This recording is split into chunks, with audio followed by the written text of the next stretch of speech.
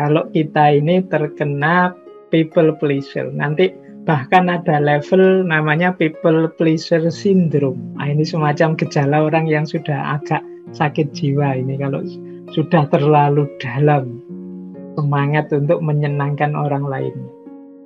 Nah, tanda yang lain apa? Yang pertama adalah tidak bisa bilang tidak. Jadi kalau teman yang minta, kalau dia yang minta, kalau pokoknya ya harus iya. Nggak enak mau bilang tidak itu. Nah, itu ciri pertama sudah. Kalau kita berat sekali mengatakan tidak, padahal sebenarnya ya kita nggak setuju sih. Tapi ya gimana lagi, wong ya teman, ya sudahlah, oke sajalah. Nah, itu berarti kita nggak bisa bilang tidak. Saya tahu dia salah, saya tahu dia keliru, tapi ya mau gimana lagi. Wong ya sahabat, sudah lama berteman, oke lah, setuju sajalah. Nah, ini namanya tidak bisa bilang tidak. Yang kedua, cirinya adalah rendah diri. Nah, ini biasanya di tengah kelompok kita, mungkin isinya orang-orang yang menurut kita pinter-pinter lah, ahli-ahli lah, jago-jago lah, entah dalam bidang apa. Dan kita merasa kita ini yang paling kecil di situ. Kita ini yang paling tidak punya kemampuan apa-apa. Kita ini yang tidak punya keistimewaan apa-apa. Ya sudahlah, monggo saja yang pinter-pinter yang memutuskan. Saya manut saja. Nah, kita kan sering begini. Silahkan saja yang ahli-ahli sana memutuskan. Saya tak ikut saja. Nah, kita sering begini. Ini hati-hati, kalau tidak hati-hati kita jatuh pada people pleaser ini. Ada nada kita tidak percaya diri. Kita merendahkan diri kita sendiri. Padahal mungkin ya kita punya pikiran-pikiran bagus loh. Mungkin pendapat kita mungkin bisa jadi alternatif loh. Tapi kita merasa tidak mampu. Kita merasa tidak bisa. Pokoknya saya ikut sajalah, diputuskan apa. Ini people pleaser. Kadang-kadang kalau dua orang yang sama-sama punya mental people pleaser ketemu, itu tidak putus-putus masalah itu. Jadi kalau sedang rapat atau sedang diskusi, enaknya gimana? Wah, saya ikut sajalah. Saya juga ikut saja, monggo, enaknya gimana? Saya juga ikut saja. Akhirnya tidak jalan-jalan. Diajak makan yang satu, terserah saja mau makan di mana. Yang satu juga begitu, ya saya juga terserah lah, monggo enaknya di mana. Silahkan yang memutuskan. Anda, bapak saja. Tidak jalan. Semuanya ingin menyenangkan temannya.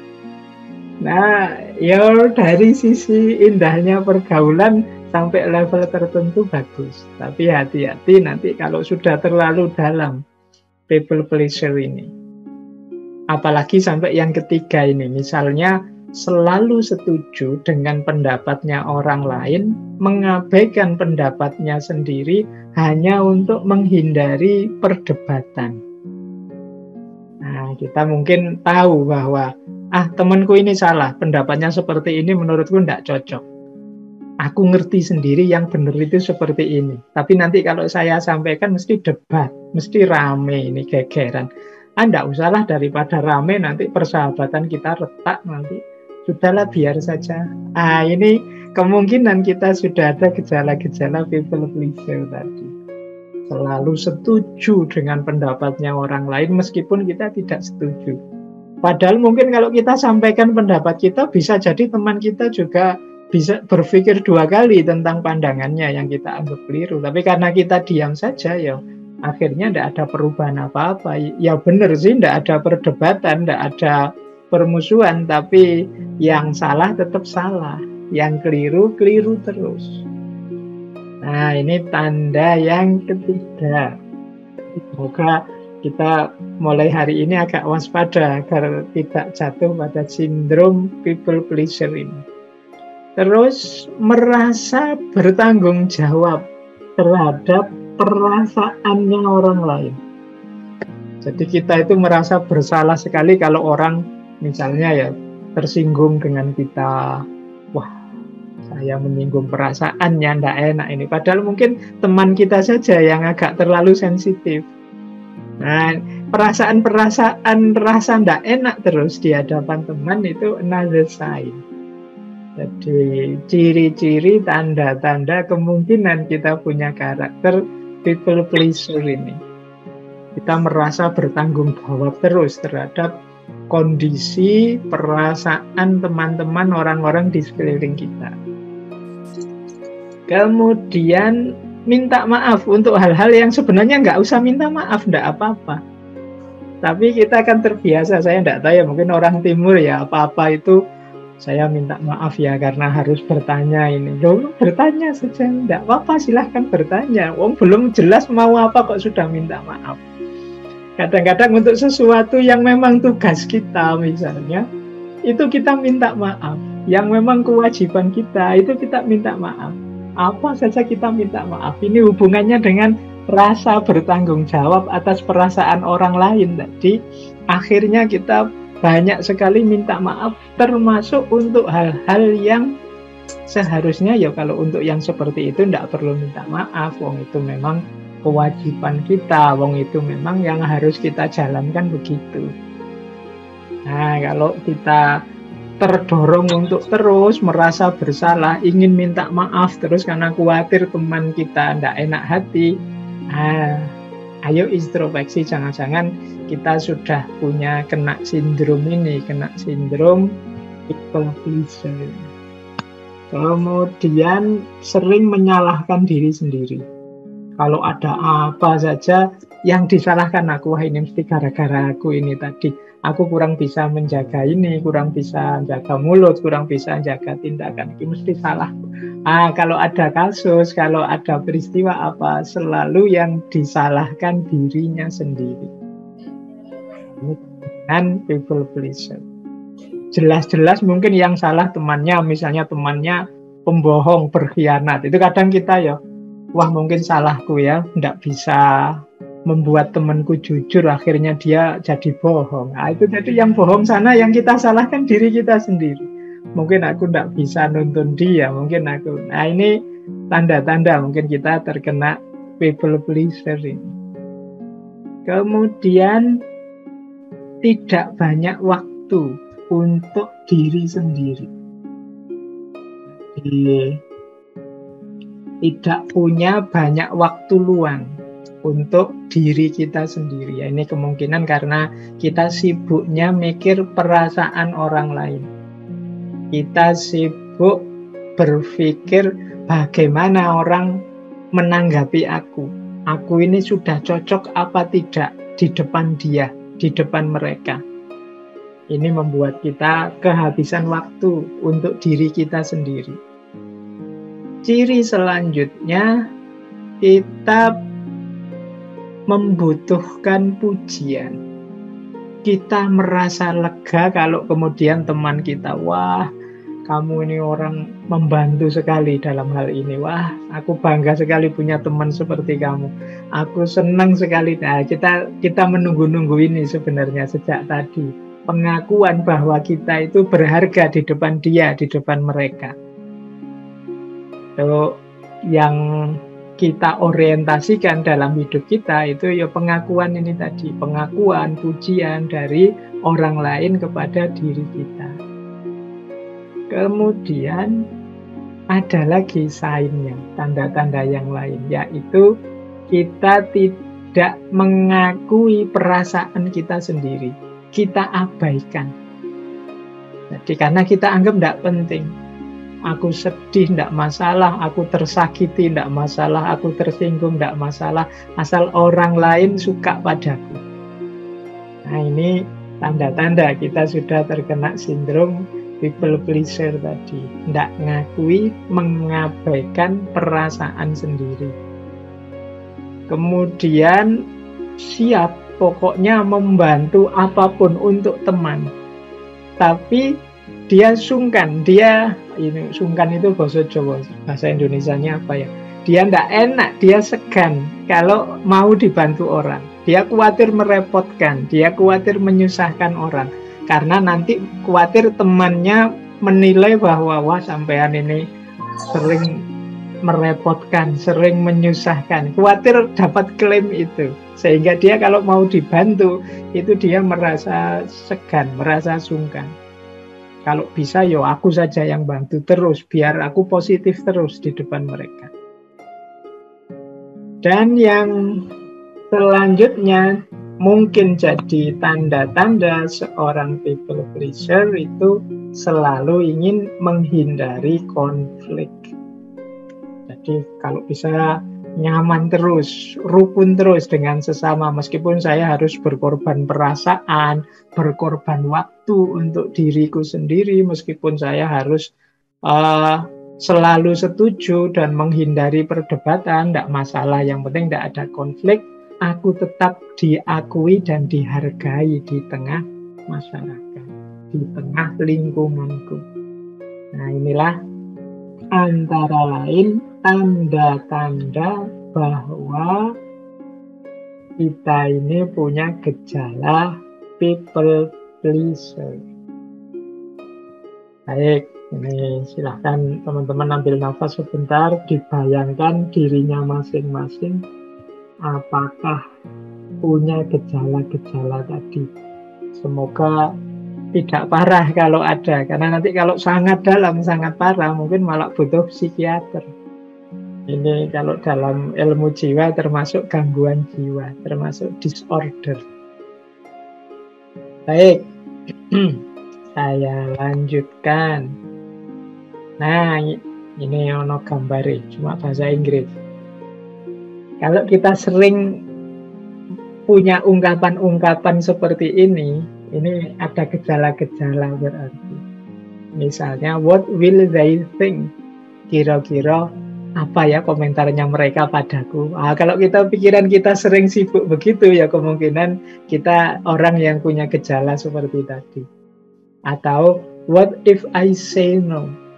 Ini menunjukkan bahwa kita tidak berani ngomong tidak. Kita selalu menimbang-nimbang, kalau saya bantah gimana ya? Kalau saya bilang tidak, kira-kira enak enggak ya? Kalau saya enggak setuju, kira-kira orang enggak apa-apa enggak? Atau nanti jangan-jangan ada masalah. Kalau kita banyak sering berpikir begitu, kemungkinan kita kena sindrom people pleaser tadi. Atau kita, will we still be friends?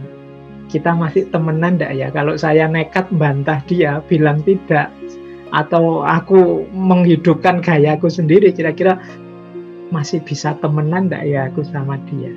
Nah, ini kalau ada pertanyaan-pertanyaan seperti ini, kemungkinan kita sudah masuk ke ranah people pleaser tadi. Atau kalau pas teman marah, itu kita bertanya pada diri kita sendiri, jangan-jangan marahnya karena aku.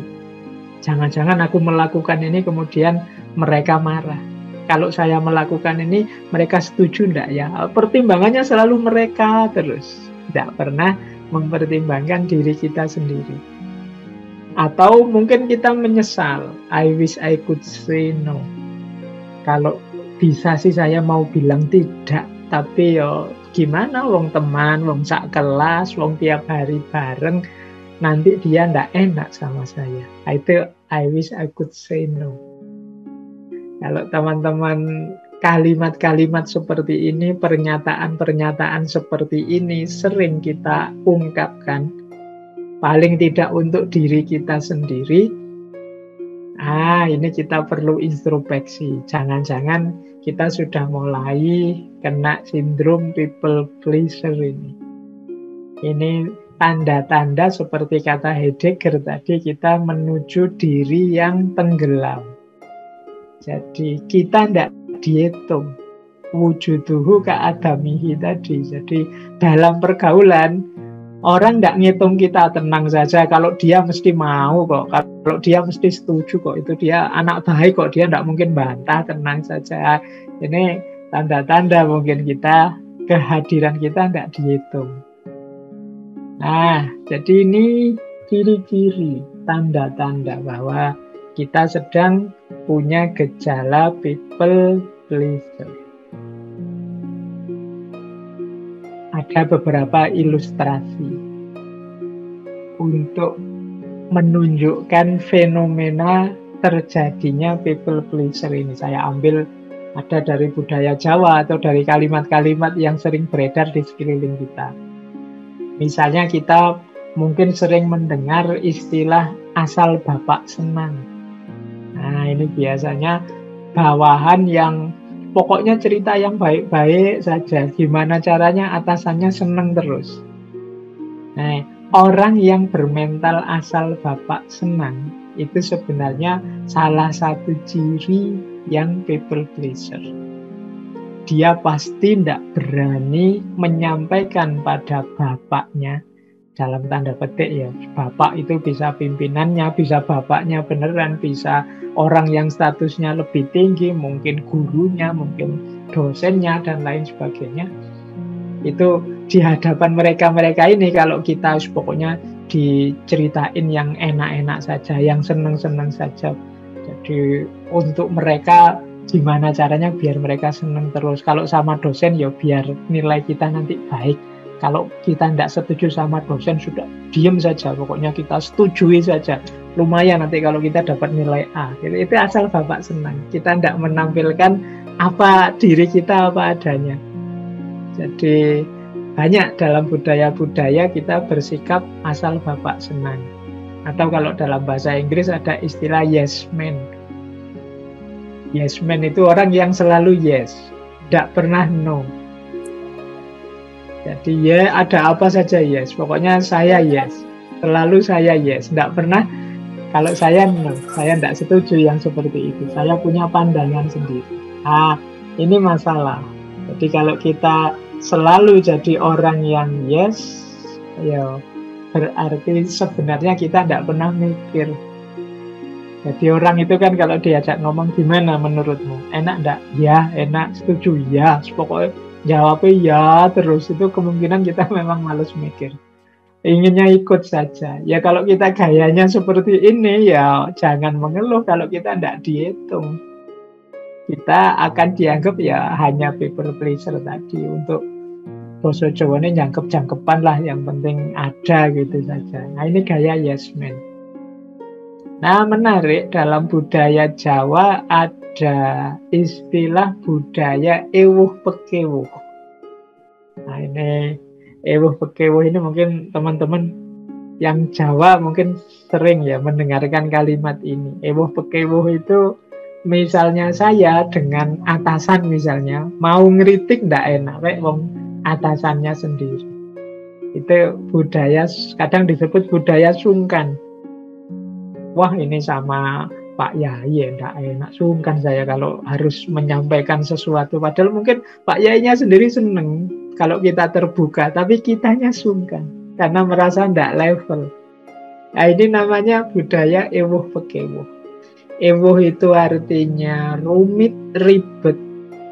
Kalau pekewuh itu ya artinya enggak nyaman, enggak enak. Jadi kita merasa tidak nyaman kalau membuat orang repot. Ini namanya ewuh pekewuh. Misalnya kita mau bertamu jam habis maghrib misalnya. Wah, ndak enak kalau bertamu habis maghrib. Jangan-jangan tuan rumahnya sedang ngaji atau sedang makan malam. Nanti dianggap minta makan lagi. Ini ewuh pekewuh contohnya. Nah, dalam banyak kasus ewuh pekewuh ini kalau berlebihan ya jatuhnya people pleaser tadi. Jadi kita tidak memperhatikan kepentingan kita. Pokoknya kepentingan orang lain terus yang jadi fokus. Makanya saya sebut tema malam hari ini itu antitesisnya, lawannya tema minggu lalu tentang self-love. Jadi hidup kita sering ribet gara-gara ewuh pekewuh ini. Kita inginnya tidak merepotkan, tidak menyusahkan, inginnya menyenangkan orang terus. Padahal mungkin orang yang kita senangkan itu tidak selalu begitu maunya. Tapi kitanya saja merasa tidak enak, tidak nyaman kalau merepotkan orang lain. Ya, budaya sungkan. Sungkan, mau WA, tanya macam-macam, nanti kalau beliau tersinggung gimana, tidak enak. Pekewuh saya. Nah ini contoh-contoh manifestasi. Dalam budaya timur, tradisi semacam ini kuat. Jadi tradisi bagaimana kita harusnya mendahulukan yang lain, bagaimana kita mengutamakan yang lain, sampai melupakan diri kita sendiri. Ada banyak sekali konsep-konsep ajaran-ajaran. Mungkin konsep dan ajaran itu tidak salah, cuma implementasi kita saja yang kadang-kadang berlebihan. Menolong orang itu bagus, tapi melupakan diri sendiri tidak bagus. Peduli dengan orang lain bagus, tapi cuek dengan nasib, dengan kepentingan kita sendiri tidak bagus. Kalau bahasanya Al-Quran, wala tulqu biaidikum ila tahluka. Jangan kamu menjatuhkan dirimu, melemparkan dirimu dalam kehancuran secara sengaja. Jadi orang hidup itu normalnya mencari enak, mencari nyaman. Nah, jadi ini contoh-contoh manifestasi dari people pleaser. Ada karakter orang yang yes man, asal bapak senang, atau ewuh pekewuh yang berlebih-lebihan. Serba sungkan mau apa-apa, akhirnya apa-apa jadi tidak jalan. Kepentingan kita tidak terakomodir karena kita tidak berani, tidak enak mau cerita. Baik. Nah, kita belajar sebentar biar tidak salah paham. Kalau dalam dunia filsafat ada istilah altruisme. Altruisme itu orang yang mengorbankan dirinya untuk orang lain. Tapi ini tidak sama persis dengan pleasure tadi, orang yang hanya ingin menyenangkan orang lain. Mengapa? Di mana sih bedanya? Ayo dipahami pelan-pelan ya. Sebenarnya orang yang gayanya pleasure tadi kelihatannya seolah-olah mempedulikan orang lain. Tapi sebenarnya dia ini egois. Jadi dia ini ingin mendapatkan balasan dari orang lain itu. Balasannya dalam bentuk apa? Pengakuan atau penghormatan. Ingin disebut orang baik, ingin disebut orang yang sopan, ingin disebut orang yang tahu unggah-ungguh, ingin disebut. Nah, akhirnya apa? Melupakan kepentingannya sendiri karena ingin disebut tadi. Inilah namanya people pleaser. Jadi orang yang targetnya adalah diakui orang lain, dihargai orang lain, maka dia mengorbankan banyak hal untuk orang lain demi itu. Bandingkan dengan seorang altruis. Kalau altruis, dia tidak mikir balasan apa-apa. Dia berbuat baik, ya memang ingin berbuat baik. Para spiritualis, misalnya para sufi yang hidupnya murah hati, itu kan dia tidak mikir balasan apa-apa. Sahabat kita yang sejati misalnya menyenangkan kita, tapi dia tidak menunggu balasan apa-apa. Kita memuji dia atau kita membenci dia, dia tidak masalah. Yang penting dia ingin berbuat baik saja pada kita. Beda dengan people pleaser tadi, dia menunggu dipuji, dia ingin orang itu selalu menganggap dia positif. Kalau sahabat sejati tadi, tidak apa-apa kamu menganggap aku negatif, asal kamu selamat, asal kamu sukses. Nah, itu true friendship. Persis sama seperti orang tua kita. Mungkin juga keluarga kita. Mereka memberi banyak, mengorbankan banyak untuk kita, tapi tidak menunggu kita akui atau kita hargai gara-gara itu. Sama juga dengan para pahlawan. Para pahlawan itu kan berkorban. Kita wah ini jangan-jangan pahlawan itu people pleaser, Pak. Enggak. Dia tidak nunggu kita akui sebagai pahlawan, ditetapkan oleh negara jadi pahlawan atau tidak. Mereka tidak pernah mikir sama sekali tentang itu. Yang mereka perjuangkan dulu ya murni ingin memberikan yang terbaik untuk tanah tumpah darahnya. Nah, ini orang menyebutnya altruis. Jadi teman-teman awas jangan keliru. Jangan disamakan begitu saja. Oh, berarti kalau saya berkorban untuk orang lain, melakukan kebaikan untuk orang lain itu berarti jelek. Enggak jelek, kecuali kalian gaya pleaser tadi, gaya yang ingin dapat imbalan, kehormatan maupun pengakuan. Makanya kalau mau dijelaskan singkat, pleasure itu inner directed. Jadi seolah-olah keluar, tapi sebenarnya dia orientasinya ke dalam. Ingin dianggap baik, ingin menjaga citra, Mungkin kita menyebutnya jaim misalnya, jaga image saja. Sudah terlanjur dianggap orang baik ya, biar kelihatan baiknya terus-menerus. Kadang kita menyebut juga dengan istilah pencitraan, biar citranya tetap harum, tetap baik di tengah masyarakat misalnya, sehingga dia melakukan itu terus meskipun sebenarnya dia tidak suka itu. Nah, ini gaya pleaser. Tapi kalau seorang altruis, orang yang mengorbankan hidupnya untuk orang lain, itu ya outer directed. Jadi dia tidak peduli dirinya, yang jadi fokus adalah kebaikan orang lain. Kalau yang pleaser tadi, ya hanya untuk dirinya sebenarnya, biar aku tetap positif. Tapi yang altruis ini targetnya